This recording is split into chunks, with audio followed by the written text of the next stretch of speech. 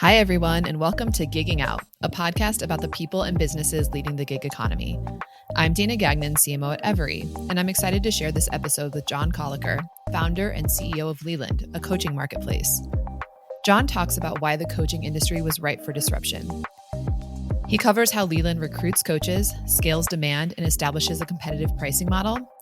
And we also discussed how they measure customer sentiment on a service that isn't as tangible as, say, getting food delivered or a ride to your destination. I hope you enjoy my conversation with John as much as I did.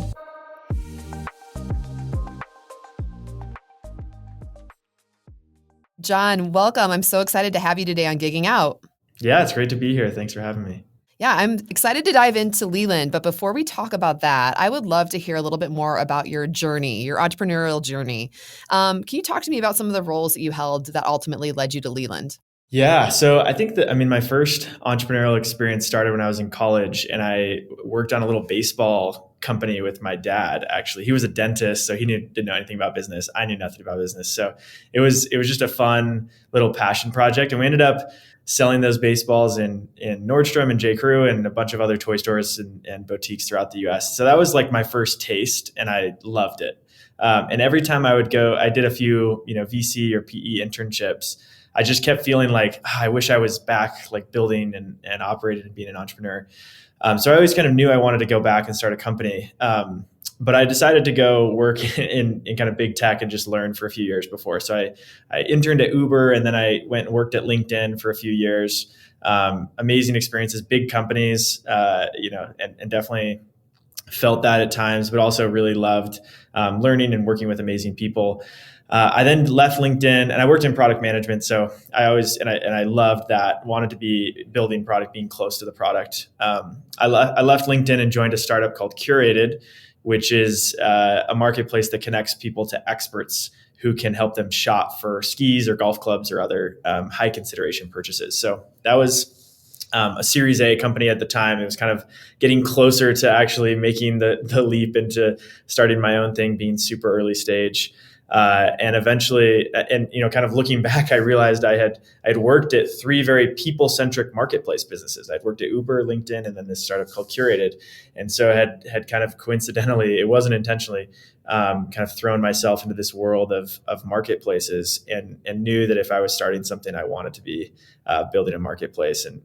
So anyways, that was kind of the background story. I love it. I love it when it's just fortuitous like that. Like you probably, you don't go to college being like, I'm going to major in marketplaces, and you learn it as you go. So where did Leland come from? Can you talk about that origin story?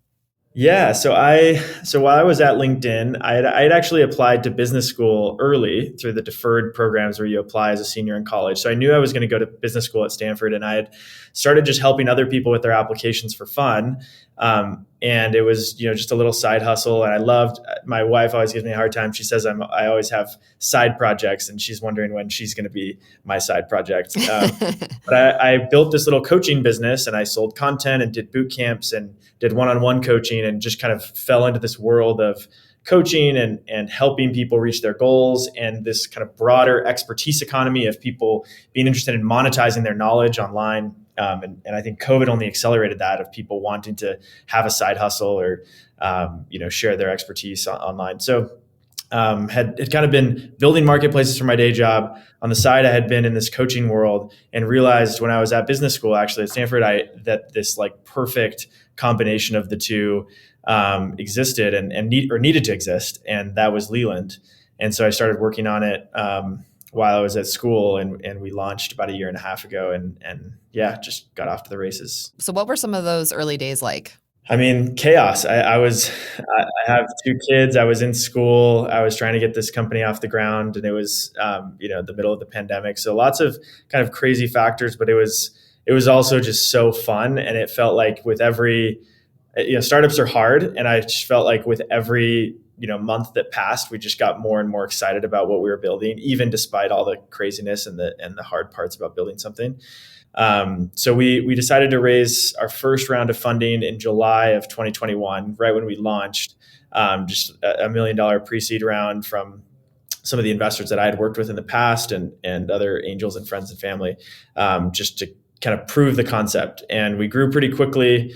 in that first kind of 6 months and decided to raise a seed round about 6 or 7 months. It was around this time last year. So January of 2022, we raised another 4 million. Have just been growing, been expanding to new categories. And so I guess the brief description is that we are a coaching marketplace where you can connect with a coach who can help you achieve goals like getting into school or getting into a competitive career path.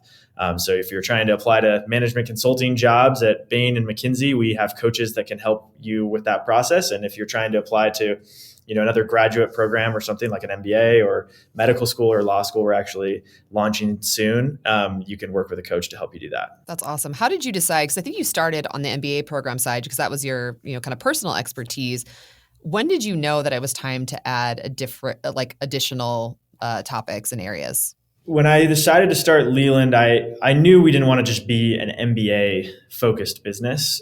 There are a lot of, kind of niche focused players in really all of these spaces, right? Like that focus on product management coaching or focus on MBA coaching or focus on med school coaching. And I felt like a lot of the most powerful marketplaces that I had seen, worked at, or observed were horizontal marketplaces in nature where they actually have network effects across categories. And I think a good example of this is LinkedIn. If you were to join a LinkedIn that was just for, investment bankers, it'd be nice. You'd have some features specific for that demographic. But the reality is investment bankers want to connect with people that are not just investment bankers. They want to meet lots of different people. And so you get much stronger word of mouth and much tighter or just stronger network effects and more viral loops. So I felt like from the beginning, if we were going to do this and it was going to be venture backed and kind of shoot for the $1 billion company, we needed to be cross category. And it was only a matter of figuring out how do we sequence that. How do we not go too broad too quickly? We need to start somewhere. MBA was a great place to start, to learn and test. And now today even we still think a lot about how fast do we expand. Yeah, I was going to say, what were some of those early signs that you were onto something? Like, can you speak to that when maybe it was in the pre-seed round when you were going for the seed? What were some of those signs? Yeah, I think that, the first thing was we launched MBA. That was our first category. The product was, terrible. It was just an MVP. And we saw some initial traction in MBA, but we also had a ton of customers saying, "Hey, this coach, I know they can help me with MBA, but they also work at Google. Can I?" And they're like a product manager. Can I work with them to get into that job as well? And so we say, "Oh, of course you can try that out." And the product was still very one dimensional, and we were forcing our coaches to be one dimensional, but they wanted to be multi-dimensional, and our customers wanted them to be that too. And even today, we're live in 10 categories, but we've had revenue in 25 different categories that people are just coming through and saying, "Hey, this coach does this. I need that help. I know you're not officially in that category, but can I get that help?" And so I think you kind of get this natural kind of pull that just feels like you're onto something. And despite the pain of your product not being great, they kind of fight through it and get to the value that they want. What was the early MVP product? Like, what was it built on? Can you talk a little bit about the nuts and bolts? Because I had built a little business in this space, we had some level of conviction that there was, something here. And so we didn't want to just pull anything just out of the box and then know we were going to rewrite it immediately after.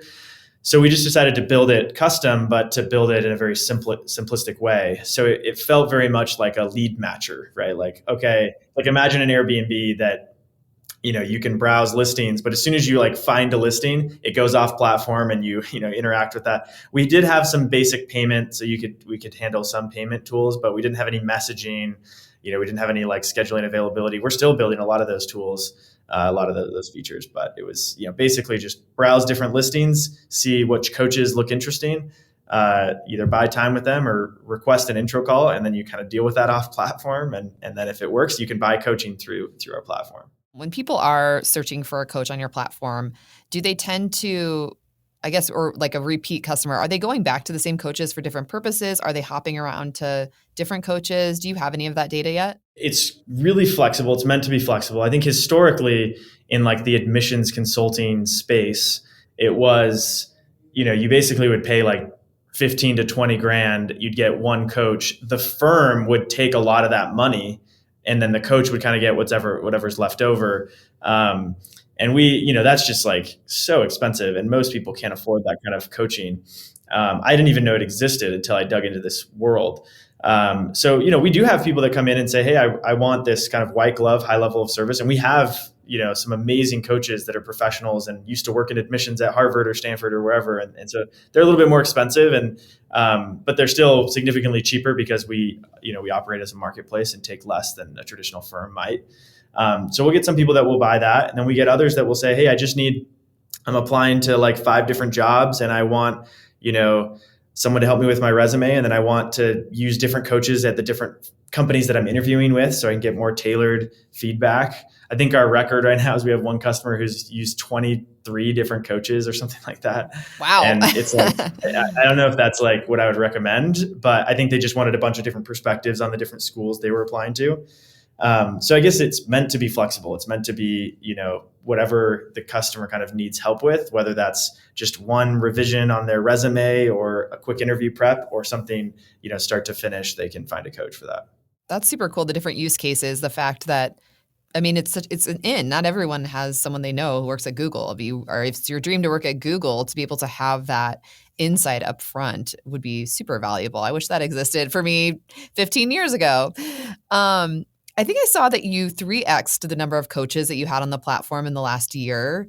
Can you talk about how do you attract coaches to your platform? What are the strategies you're using? Yeah, it's interesting. I think we try not to use like number of coaches as like this kind of vanity metric, though it is a good measure of growth because, you're kind of balancing supply and demand always. But I think the reality is coach quality is the most important thing. And we actually have, thousands more that are on a wait list that we've just kind of said, hey, not yet. We'll add you eventually. Some of those are quality coaches. We just have a lot of people like them, and we don't want to add them if they're not going to have a good experience or they're not going to be additive to the ecosystem. And then others there's definitely certain demographics where we want more of them, and we'll be more proactive. So it started with just some initial outreach, and then I think the word just traveled really fast. So we're getting, oftentimes coaches will post on LinkedIn or other platforms when they go live, and they'll say, hey, or after like they help a customer get into a job or a school or something, and then we get like 20 inbounds because a lot of these people are doing coaching informally. I imagine you and many other people get those inbound messages on LinkedIn or get people wanting to tap into their expertise. And most people are willing to take like a quick call, or so, I shouldn't say most. Some people are willing to take a quick call, but very rarely do you get someone who's willing to dedicate like, several hours a week to working with someone for free. And so, but coaches are willing to do it if their time is valued. And we actually have some coaches who just donate all their money that they earn coaching to charity. They just, they want to like, feel like that time is worth something. So, anyways, it's kind of a mix of outreach, word of mouth, and, other random channels like articles or things like this. To you, what makes someone an effective coach? Like, what are you looking for when you're vetting your coaches? Yeah, it's a great question. We think about this all the time. The first thing I would say is I'm not sure I'm a big believer in like coaching certifications yet. Not to say that there aren't like trainings and tools that coaches can get that can make them effective. That is true. And sometimes that does coincide with certifications. But what we see, at least in our type of coaching, is it's kind of two things. One is the kind of, have they done it before? Typically like more resume based, right? Like have they gotten into the companies or the schools that they claim to be able to help others get into? That's part of it. I think and that's actually quite easy to vet, right? We can look at their resume. We can see, oh, this person actually, they went to Harvard or they went to this great company or whatever. And they seem like they on paper could be good. The harder thing to vet is, are they responsive? Are they like an ally and an advocate for people? Are they going to go the extra mile? Are they, are they going to be committed? Some of these things that are softer skills, or, kind of helping them cross the line from just someone that takes calls on the fly from people who reach out to them to an actual coach who is running a business and needs to be, more proactive than just sitting back and saying, oh yeah, ask me anything you want. So, those things are a little bit harder to vet. We try to get on the phone with them. We try to err on the side of vetting rather than just throwing anyone on the platform. But, we get it wrong and we learn and try to be better the next time. Yeah, that's super. I actually went through the the initial like coaching application process because I wanted to experience it just to see what it was like. And I think you guys asked really smart questions, but it was also it felt like a decent barrier to entry, right? It didn't feel overly daunting. So I think that's always, these are probably very busy people, something you have to balance. Um, and what's interesting, like, a lot of services marketplaces, the job that you're offering is very black and white. You either your food is delivered or it's not, your dog is walked or it's not. How do you measure customer sentiment and if your customers are getting what they want out of the coaches? Yeah, it's funny because I think initially we thought that that would be measured by the outcome, right? Like, do they actually reach their goal that they set out to achieve? And obviously, to an extent, that will always be true, and that is the goal of the coaching experience. We've kind of positioned ourselves as being a very outcome centric coaching marketplace where you come to us with a tangible goal and we help you get there. The reality is, though, people can tell whether it's good or bad coaching well before the outcome. And that's actually a good thing because I think otherwise the coaches would be entirely judged on oftentimes processes that are out of their control. Um, to have a customer that can say, hey, regardless of what ends up happening in this job application process or school application process, I feel 100x more prepared thanks to you. And I can recognize that regardless of this outcome. So I think that's hard we still like to communicate outcomes to future customers because they want to know, can this person actually help me achieve my goal? But also we collect NPS and feedback from customers early, and we do it often. And I think it's okay to do that even before the outcome has been decided. Yeah. What's the typical time period that someone is receiving coaching services for? Yeah, it varies. So we'll have some people that will be years that are kind of consistent working towards a goal. And we have others that are like, I need an interview coach like yesterday, and I have an interview right now. I would say on average, though, it tends to be like 3 or 4 months. And it's like, hey, I'm planning to apply to jobs this time, or I'm planning to work towards this goal of applying to school. I need help putting everything together. Maybe it starts a little bit earlier and they just do periodic check-ins, but like the more intense kind of back and forth, more hands-on coaching is usually 3 or 4 months. Do the coaches have a say in who they coach? Like, is there a dual opt-in on both sides? Can you talk about how that works? Yeah, today there is. I think we talk about the Airbnb like instant book shift where they just started to allow customers to just book immediately or allow hosts to opt into that. And we may get there eventually, especially for our professional coaches who want more business and they could open their calendar and say, hey, you're welcome to book. But today, because our coaches are busy and because customers kind of have different needs, some of them, significant time commitments, oftentimes our coaches want to know, how much does the customer need before they commit to it. So I think most of our coaches have dedicated 5 to 20 plus hours a week to this. So they typically can still take on any customer, but they like to know what they're committing to, which makes sense. No, that makes a ton of sense. So the person who's asking for the coaching service, they're kind of indicating, I'm probably going to need X amount of hours a week for this amount of time. They have to estimate that up front. It's hard because, of course, like most people don't know what they actually are going to need help with or how much time. So some of that is done. Typically, the way it works is a customer will reach out to a coach and say, hey, I'm interested in working with you. Do you have time for a quick call to get to know each other? And then they do like a free intro call to see, is this a good fit? The coach typically will say, based on where you're at and what your goals are, I think we could accomplish this in this amount of time, or here's how I would work with you. And then that's typically the way it works. So they set up expectations on that call. Sometimes it can be done offline or it can be done faster. And or they'll just say, hey, I just need a couple hours. And the coach just agrees to that immediately. I think ideally we don't require that intro call forever, but for now it's a great way for them to align quickly. Yeah, I think that the level of comfort that you would get from just, I don't know, it's daunting. I feel like, most coaches, you end up maybe meeting in person or someone you've worked with in the past or a former, teacher or, schoolmate. So having at least some personal interaction up front, I think would go a long way to bridging that gap. You talked about strategies and how you went about attracting coaches to the platform. Can you speak to a little bit about how you're attracting users? What are some of the strategies you're using to capture demand for coaching services? Yeah. So, the one nice thing about Leland is because we don't have any hyper local constraints, right? So a coach in California could serve a customer in Korea, and so that allows us to scale demand. You know, basically our only constraint is scaling demand because coaches can serve quite a few customers. Um, so my background's in product management, but specifically growth product management, which kind of means SEO, referral programs, all of the different kind of tactics that product teams use to grow. So we invested heavily in SEO from the beginning.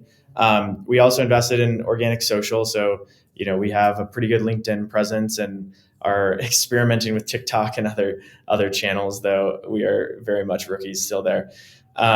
So I would say, yeah, SEO, organic social, word of mouth. We're just barely kind of starting to develop the paid acquisition muscle, because a lot of people do search on Google. We've seen it work in SEO, so we figured we should have the kind of paid search muscle as well. And then we're always like testing new things. So whether that's like, experimenting with targeted outreach on LinkedIn, or using Reddit or tapping into other like water cooler communities, we're kind of constantly testing, trying not to spread ourselves too thin, but always looking for new ideas.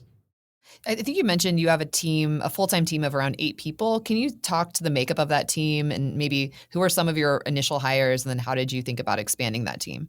Yeah, so we're definitely, we say this a lot. We have an amazing ops and growth team, but we really, at this stage especially, we need to be a software company. We can't just be so operationally burdened that we're slow. And so I would say, so half the team, we have 4 engineers, I guess 3 full-time, 1 contractor engineer. We have a product designer. And then I run products. So that's our kind of R&D team. It's definitely the heaviest part. And then we have a head of experience who runs our coach and customer experience. And, that's a big job. A lot of our events, a lot of our coach vetting and onboarding. And then we have a growth manager who runs a lot of these growth channels that I mentioned. And then we have a content writer who is kind of overseeing a lot of our SEO efforts. Great. That's a nice, well-rounded team. Yeah. That's awesome. Yeah, it's great. We have an awesome team. You took a seed round. I think you said it was about a year ago. So it was last year. A lot of entrepreneurs listen to this podcast. How was that process? Any learnings from it that you think other people would find valuable? Yeah, so many learnings. I mean, I had interned in VC and I still felt like I knew nothing about it. I think the biggest thing is, well, there's a ton of different learnings, and frankly, the learnings vary based on time of year, or not even time of year, I guess, just time of the market. Right now is a very different time to fundraise than it was when I was fundraising. So probably nothing I say applies anymore. Um, but I do think that it really helped that I had tried to be proactive about building relationships with investors for years leading up to this. So, and not everyone has that. So I think that we definitely raised from new investors and investors that had known us for a while. And I think that the challenge is that they're betting on the team, really, or at least I think good investors at the early stages. They're kind of looking at the market generally and what you're building generally, but they know it's going to change, and so the team matters a lot. And I think if you keep getting answers that are not the team, I think it's worth like kind of looking in the mirror to say, okay, well, what are the concerns that they might have about our team? Is it we don't have a technical person? Is it we are less experienced? What do we need to do to kind of prove certain things to them? I think I felt like it was important not to be afraid of no's. In fact, like getting to a no is better, faster anyways. You want to find the people that are willing to bet on you, and not waste your time. And I think it's really important to run your process, to not be kind of whiplashed into their process, because I felt like, and I made a lot of mistakes with this. It was, I found in the early days, a lot of the investors that said, "Hey, send over a deck and we'll see if it looks interesting." Most of them were actually going to be low intent anyways, especially if I said, "Hey, I really would prefer to talk in person about this, and then I'd be happy to send you a deck, and I can send you some bullets about what we're building and our team." And most of the investors that said, "Well, we really like a deck first," and I'd send it to them, it usually didn't end up in anything meaningful. And so I just said, "Well, I'm not going to send a deck before I meet with people, because I want to share the story. I want to share what we're building, and then I can share that afterwards." So I feel like there was a lot of advice I got to just, in hindsight, thought a lot about running a tighter process, making sure that I was in control and not just kind of bending over to whatever you're bowing down to the demands of investors, even though they can be intimidating and they can feel like they're in charge, but they actually do also need great companies to invest in. So I don't know. I still have a lot to learn with fundraising, but I'm fortunate that. Did you walk into the round knowing what you wanted to use the money for? Did the investors kind of help you, kind of solidify that? Can you speak to that? Yeah. I knew that, a lot of it was going to be focused on building the team to build the product. And I think so one thing that I would say about building a venture-backed company, and I think people are kind of realizing it this year, especially, there was a lot of pressure in recent years if you started to raise venture capital, to raise like every 12 months or 18 months at the latest, right? And if you didn't raise that at that time frame, it was almost a red flag, or it was a red flag. And I actually think that the right way to start a venture-backed business, I guess there's no right way, but if I were to do it again, and kind of what we're focused on now is, if you decide to be venture-backed, that's great. Raise money as early as you can and raise enough that you can really focus on building for 2, 3, even more years. Like really give yourself time, and stay super lean. Don't go hire a bunch of people after you raise that money. Focus on product market fit, focus on building. Don't focus on trying to hit those next milestones yet. Once you start to hit something, then start to accelerate, hire against what that product is that is working, deploy capital against growth there. I think that the friends that I've seen, or even times where we've overspent, it's been on trying to grow before we were really ready to grow in order to hit some sort of milestone that we thought we needed to hit. So I think we're fortunate that we still have, a couple of years of runway and are staying lean as long as we can. That's such good advice. I mean, I think we're seeing that play out. You mentioned the, market right now, growth at all costs is no longer viable, and companies are admitting to overhiring to grow faster, and it's not panning out well. Now there's layoffs, and I don't think any startup wants to be in that position. So it's having that sustainable growth is so smart. How do you think about the competitive market? I mean, are you really out to disrupt kind of the traditional old school, the $15,000, $20,000 fee? I had no idea it was that much. I went to a Big Ten school. I wasn't spending any money to get into there.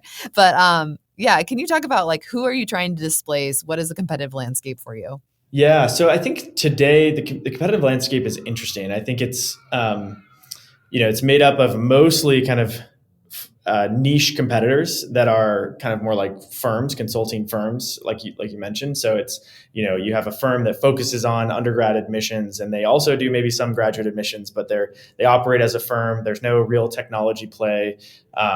It's very much like, they run ads, they get the lead, they match it to a coach, there's an arbitrage between what they charge the customer and what they pay the coach. And that's like the business. And there's a lot of really, large businesses that kind of print cash doing this.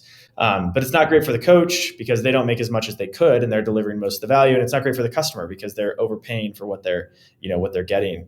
And if it works out, that's great. I think they get into their school. I think on the career side, it's a little bit more nascent, a little bit more scattered. You'll have some players that are more video content based. Take this course and you'll learn how to become a product manager, or take this watch this series or join this live course. So I think there's kind of a lot of different niche players. There's not really like a horizontal player where you can access the coaching or knowledge you need to help you reach your goals. It comes with it's definitely a challenge, right? It means we need to build a product that has the right scaffolding to be able to onboard coaches in these different spaces and have their expertise permeate the platform in a very category specific way. But I think that's how we think about it. So yeah, I think to an extent it'll disrupt some of the more archaic, less tech-enabled models. I think there may always be a world in which that white glove high-end service is wanted. And maybe we'll be able to, we've experimented with different ways that we could provide that as well. But really we want to democratize access to this coaching, to this expertise. And if no matter what your budget is or your background or your goals, we can find someone that can help you reach that. And I think starting with that, if the market today is either you pay a lot of money for this white glove service, or you kind of rely on your random uncle or aunt that went to a school and could read your essay, and that's free. what's in the middle, where people are like, oh, I actually have like a couple $100s to spend. I need help. I don't really trust like my mom's advice, even though I love my mom. Like, can I just get like a little bit of help? And starting there, especially, and then we definitely do a lot of the kind of higher end or mid tier, but we really want to make it accessible for people. I love that. And I believe that, do the coaches set their own price, or do you provide them with guidance on what you think they should charge? Can you speak to the pricing model? Yeah, it's both. So we definitely give some guidance, but coaches are free to set their own prices, and we're learning about what does that mean, what happens there. Sometimes our most popular coaches, they get busy and then they jack up their prices, which isn't necessarily a reflection of the value, but more a reflection of them being busy. So we're learning how to like load balance more effectively and encourage people to price appropriately to their skill and experience, and are going to keep testing different ways of doing that. Why was this mission of democratizing access to coaching important to you? As I was thinking about businesses that I would consider starting or dedicating 10, 15, 20 years of my life to, it all came back to this idea of wanting to help people unlock their potential, which kind of sounds cheesy, but I feel I'm the oldest of 5 kids. I felt like I didn't really have any family that was in the business world. And so I relied a lot on mentors and people that were willing to, answer random messages on LinkedIn and hop on the phone with me. And I went to BYU, which is definitely not a top Ivy League school, but as a supportive alumni base. And I felt like I had just been blessed by so many good mentors and people in my life to help me level up. And I felt like most people don't have that. And there were times in my life where I didn't have that. And so my goal was to make that as accessible as possible. And then I also felt like there were so many people that had knowledge to share, and not all of them wanted to build a Twitter or TikTok audience in order to do it. Many of them could be really, really impactful on a one-to-one basis, and were deeply passionate about helping certain demographics or people to kind of level up, whether that's, we have a lot of coaches that say, hey, I'd really love to work with South Americans or LGBTQ folks or women, and to be able to give them a channel for them to do that and help kind of pay it forward to the next generation was also really exciting. So it kind of just felt like the perfect combination. Yeah, I love that you talk about giving.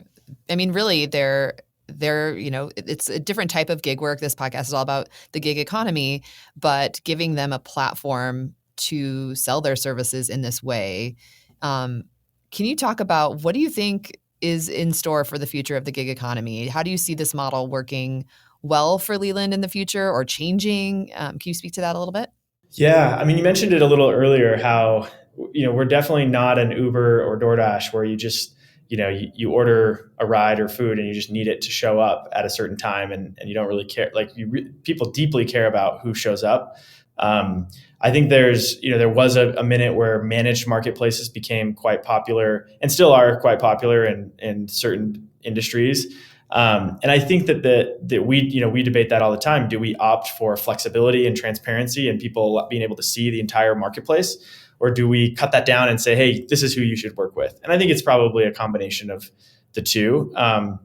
But I think that we are going to see, the first wave of kind of the expertise economy or the creator economy, I think specifically expertise economy, were a lot of startups that focused on scaled expertise. There were companies like Udemy, Masterclass, LinkedIn Learning, even YouTube. And those are great businesses and will probably continue to be good businesses. But they were focused on taking an expert, creating video content around them, and then either selling or kind of publishing that content to thousands or millions of people.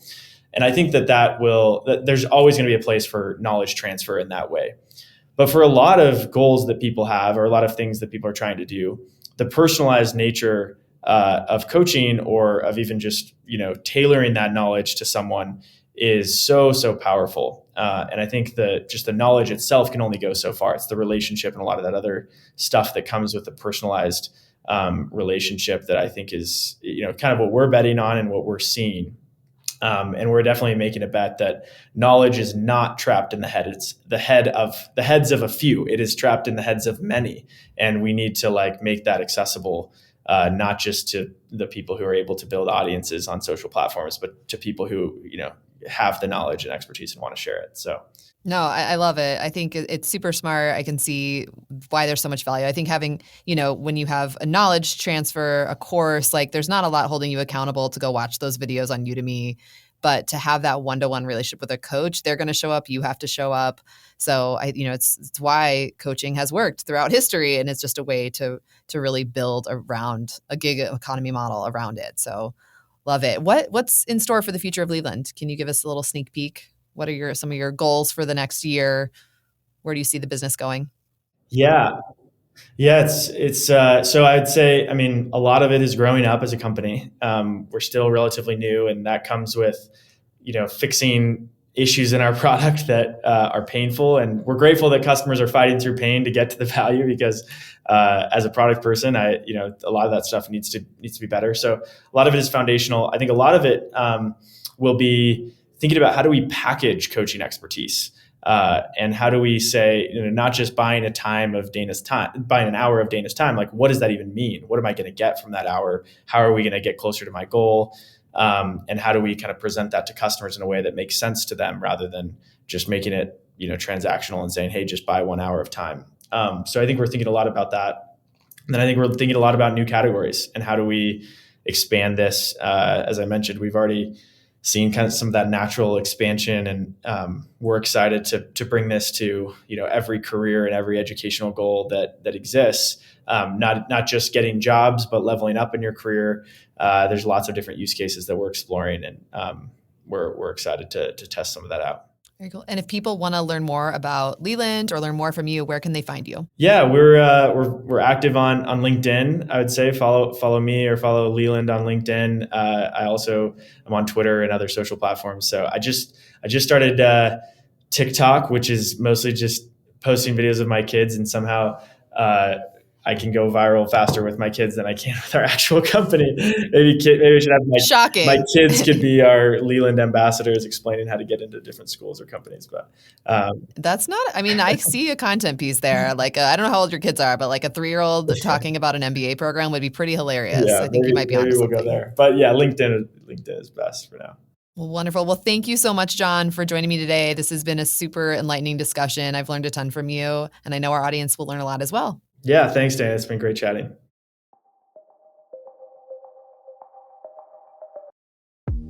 This podcast was brought to you by Every. We work with gig companies, marketplaces, delivery businesses, and more to pay their workers fast. You can learn more at every.com.